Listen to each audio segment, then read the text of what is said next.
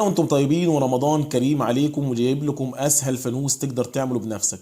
الفانوس في البدايه انا هديك المقاسات بتاعته عشان خاطر الشرح يكون سهل عليك.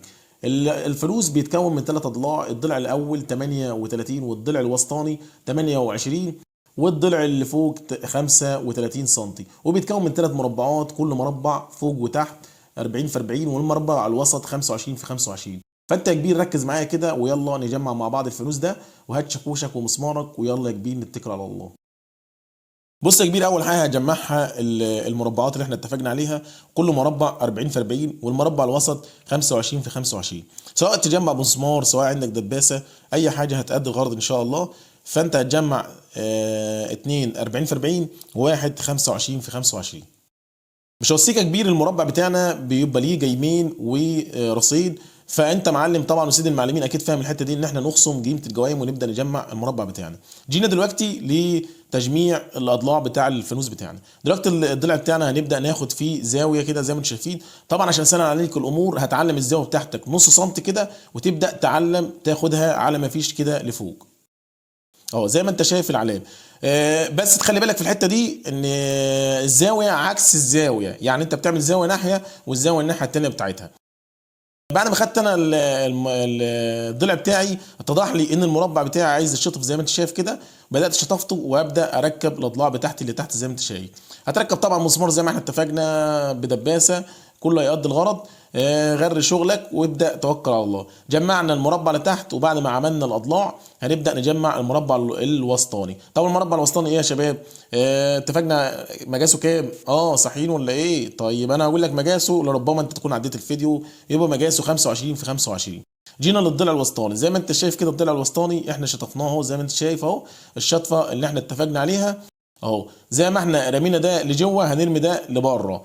يعني الشطفه بتاعتنا هتبقى لبره، ده الشطفه بتاعته كانت لجوه، التاني هتبقى الشطفه لبره زي ما انت شايف. جمعنا الاضلاع الوسطانيه، هنبدا نجمع الاضلاع اللي فوق. قبل ما نجمع الاضلاع اللي فوق حطينا المربع اللي هو برضو نفس الكلام، هقول لك ممكن تكون مش صح معايا، 40 في 40، ودي الزاويه بتاعتنا اللي فوق. والزاويه بتاعتنا دي اللي فوق هنقطعها على زاويه 45. وهتعملها ازاي؟ هتقيس برضو 3 سم، وبعد كده تقطع المقاس بتاعك على ما فيه. طب احنا جينا الحته دي وانا بصراحه مش عارف اعمل فيها ايه. ممكن كده تنفع الماسوره دي بصراحه، حاجه وفرت عليا كتير. جبت الماسوره دي طبعا دي في 6 في 6، وبدات خرمت عشان خاطر لو هنشيل الفانوس بتاعنا منها، ولقيت لي عندي لون كده فبدات لونتها وتمام التمام. طيب انا خبطت عليه كده بالمسمار عشان خاطر المسمار البورمه بتاعي يعدي في مكانه تمام التمام.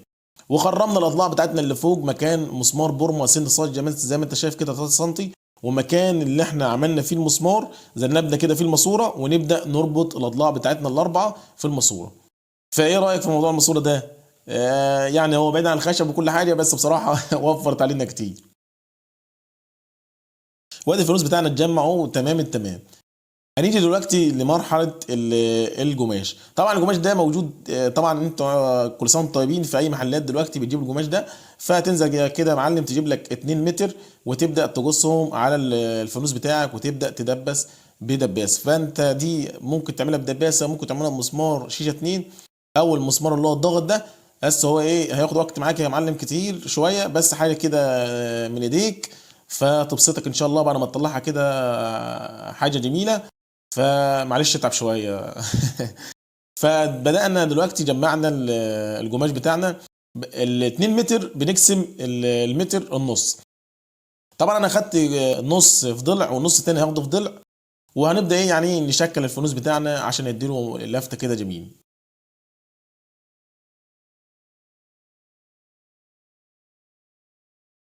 مش هوصيك يا كبير لو وصلت معايا للنقطه دي اللي في الفيديو تنزل تعمل لايك الجميل. وطبعا لو مش مشترك في القناه، طبعا انا اتشرف بيك ان انت تشترك في قناتي. وان شاء الله نحاول نقدم لك كل جديد باذن واحد احد ان شاء الله. وده هدفنا طبعا ان احنا نسهل المعلومه على الناس ونعمل اللي نقدر نعمله، اي حاجه كده في الموبيليا نقدر نسهلها. فعلى قد ما نقدر باذن واحد احد ان شاء الله هنقدم لك فيديوهات كلها تسهيل ان شاء الله تقدر تنفذها ببيتك.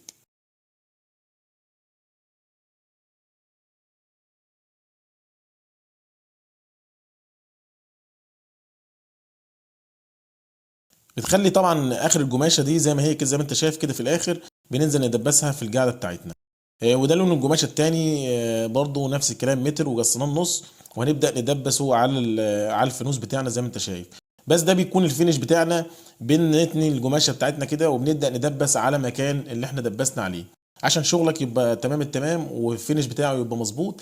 فانت كده يا كبير امشي معايا مظبوط عشان خاطر تستلم حاجه مظبوط. احنا شرحنا المقاس يا كبير، فانت ممكن تعمل الفانوس مختلف عن كده، بس المقاسات دي اللي الاساسيه اللي هتشتغل عليها. انت ممكن تغير في الاضلاع بتاعتك، انت ممكن تعمل 20 سم تحت و40 سم في النص، يعني تطول الفانوس بتاعك من النص، وفوق 35 سم. فطبعا دي ازواج وكل واحد على حسب ما هو عايز يعمل. انا وضحت لك طريقه، والطريقه دي سهله جدا، فباذن الله تخليك تعمل الفانوس ده سهل. فانت على حسب ما انت عايز تعمل، جايز تعمل فلوس اشيك من كده بكتير. فطبعا انا وصلت لك المعلومه، فيا رب حد يكون يستفاد منها، ويا رب حد ايه يعمل الفلوس ده بنفسه، انا اكون مبسوط جدا. طبعا الحته دي احنا بنسيبها ليه؟ عشان خاطر اللنده بتاعتنا، اللنده نظبط اللنده بتاعتنا، وبعد كده وبعد كده ندبسها، او ممكن نسيبها عادي مفيش مشاكل. وجينا للقاعده بتاعتنا. القاعده طبعا احنا في كده 4 قماشات فاضوا مننا، هنبدا نلف كل قماشه على التانيه زي ما انت شايف، وبنخلي اخر قماشه دي للفينش بتاعنا. اهو دي اخر قماشه نفنش بيها الشغل بتاعي. تمام. بتجيب شريط فرنشة زي ما انت شايف كده، وبتبدأ تلفه على الاربع طرقان اللي احنا ايه عملناهم. طبعا بدباسة او مسمار ضغط زي ما اتفقنا بتبدأ. يعني ما تصعبش الامور على نفسك، انا شغال بدباسة عشان خاطر ورشة. انت ممكن مسمار اللي هو المسمار اللي هو بتاع تنجيد الضغط الصغير ده ممكن تشتغل بيه.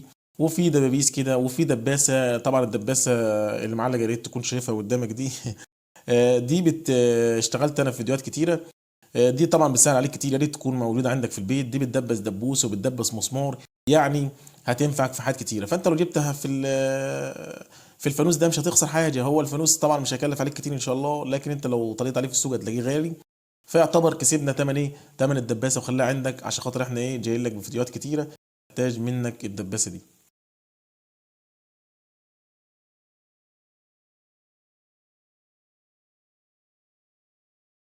لفينا الفرنشه بتاعتنا زي ما انت شايف كده. جبت حبل نور، طبعا انت تجيبه او ما تجيبوش براحتك. انا لفيت الحبل النور وبدات بالدباسه كده برضو ايه، هبدا هجمعه. طبعا الدبوس بتاعي بيبقى في النص بالظبط، وما مش بضغط عليه عشان خاطر ما يلحقش السلك بتاعي. وبلفه كده على المربعات بتاعتي زي ما انت شايف. وكده ايه يكون خلصنا الفانوس، ويا رب يكون عجبكم. ولا لقاء في فيديوهات جديده، والسلام عليكم ورحمه الله وبركاته، واترك لكم السعاده.